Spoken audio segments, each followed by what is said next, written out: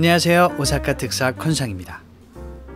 오늘 찾아온 이곳은 일본의 초대왕 건국왕 혹은 건국신이라고 하는 진무텐노가 제신인 카시하라 진구입니다. 나라현 카시하라시에 위치하고 있는 이곳 카시하라 진구는 진무텐노가 즉위했다고 전해지는 카시하라노미야 부지에다 메이지 텐노의 칙령으로 1890년에 세운 것이라고 해요. 이곳 외에 미야자키 진구라는 곳도 진무텐노를 모시는 곳으로 유명하다고 하는데요. 언제 세워졌는지 모를 정도로 오래된 곳이긴 하나 역시 메이지 시대 때부터 부각된 곳이라고 합니다. 원래 신궁이라는 곳은 단 3곳, 이세진구, 이서노카미 진구, 이즈모다이 진구 뿐이었다가 헤이안 시대에 와서 카시마 진구와 카토리 진구가 추가된 정도였다고 해요. 그런데 메이지 시대에 이르러 왕을 신격화하는 과정에서 그때까지 이름 없던 고분들마다 각각 구체적인 이름을 붙여가며 왕실에 대한 권위 세우기를 하는 동시에 역대 왕들을 제신으로 하는 신사를 곳곳에 만들어 그 역시 신궁이라 칭하기 시작했습니다. 그래서 현재 신궁의 지위를 갖고 있는 신사는 이세진구처럼 왕실의 조상신을 제신으로 하는 곳이 6곳, 이소노카미 진구처럼 왕실과 관계 깊은 신기나 신을 제신으로 하는 곳이 6곳, 여기 카시하라 진구처럼 역대 왕을 제신으로 하는 곳이 12곳으로 총 24곳이 지정되어 있습니다. 만들어진 배경이 이렇다 보니 결국 극우들의 성지가 되기 십상인데요. 앞서 말한 미야자키 진구 같은 경우는 같은 부지 바로 옆에 고고쿠 진자를 두고 있을 정도입니다.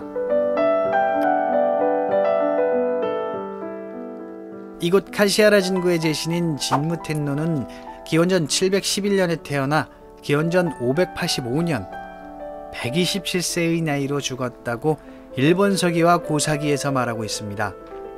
그는 45세 때 큐슈의 휴가국을 떠나 4년 만에 카와치구까지 진출했고 기원전 660년 1월 1일에 카시하라궁에서 즉위했다고 하는데요.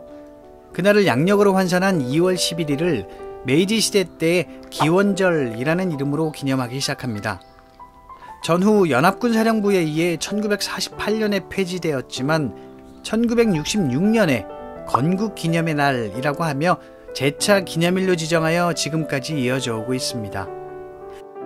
나라 세워짐을 천명한 명확한 날이 있어 기념하는 것도 아니고 민족적 아이덴티티와 철학, 유구한 역사를 내세우기 위한 것도 아닌 왕을 신처럼 모셔라 라는 메시지를 던지기 위해 정해진 날이 일본의 건국기념의 날이라고 보면 될 것 같습니다. 일본의 역대 왕들에 대해서는 여러 가지 학설들이 존재하죠.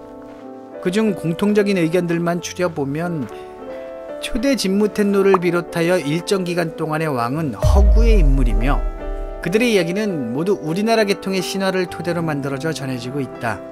그리고 누가 됐든 실존한 첫 번째 왕은 아주 강력한 무력과 문화의 힘을 가지고 왔던 도렉의 인물이었다 라고 할 수 있을 것 같습니다.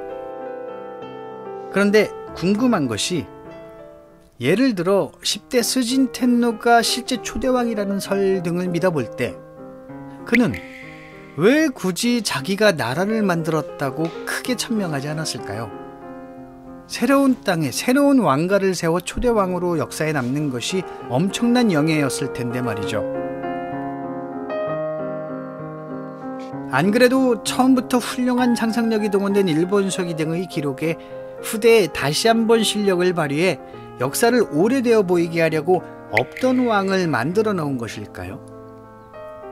아니면 같은 왜곡이라도 좀 다른 시각에서 바라보면 실제했다고 하기 싫어서 신화처럼 보이게 만들어버린 것은 아니었을까요? 1대부터 9대 왕들도 신화 속 허구의 인물들이 아닌 분명히 세력을 이루고 있었던 실제했던 인물들이었으나 그들이 실존했음을 인정하면 오히려 우리나라의 영향을 너무 많이 받았음을 지나치게 인정하는 꼴이 될까봐 신화라고 왜곡한 것은 아닐까요? 1대부터 9대까지는 가야게 도레인이 왕이었고 10대, 11대가 신라계가 왕권을 잡고 있었다가 그 이후에는 백제계가 모계를 통해 왕가로 들어오기 시작하는 과정에서 방초온 풍습을 뿌리 내려가며 자연스럽게 권력의 중심에 이르는 것은 아닐까 하는 생각을 한번 해봤습니다. 그런데 여기에서 또 궁금한 것이 있는데요. 역사라는 것은 결국 승자의 기록이다. 또한 다들 자기 나라의 유리한 시각에서 바라볼 수밖에 없기 때문에 어떤 의미에서는 왜곡이 될 수밖에 없다고도 하죠. 그래서 늘 교차 검증이 중요하다고 하는 것이겠죠. 그런데 왜 지금 우리는 우리를 위한 역사를 주장하지 않는 것일까요? 지나치게 문만숭상하다 끝내 나라마저 빼앗겼다고 그렇게 조선을 욕하면서 왜 주위 나라들의 역사 도발에 양반들처럼 가만히만 있는 것일까요? 영토를 빼앗는 시대가 아니게 되니 이제 역사를 빼앗고자 주변 국가들이 전방위적으로 설치고 있는데 왜 우린 가만히만 있는 것일까요?